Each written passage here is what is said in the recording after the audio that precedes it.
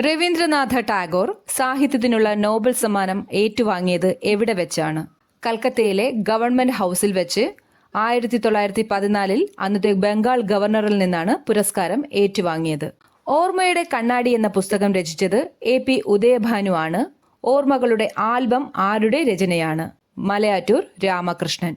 ഇന്ത്യയുടെ വന്ധ്യവയോധികൻ എന്നറിയപ്പെടുന്നത് ദാദാഭായ് നവറോജിയാണ്. ഇന്ത്യയുടെ പിതാമഹൻ എന്നറിയപ്പെടുന്നത് സ്വാമി ദയാനന്ദ സരസ്വതി. 1875 ദയാനന്ദ സരസ്വതി ആര്യസമാജം സ്ഥാപിച്ചു. അദ്ദേഹം രചിച്ച പുസ്തകമാണ് സത്യാർത്ഥ പ്രകാശം. വേദങ്ങളിലേക്ക് മടങ്ങുക എന്ന് ആഹ്വാനം ചെയ്തു.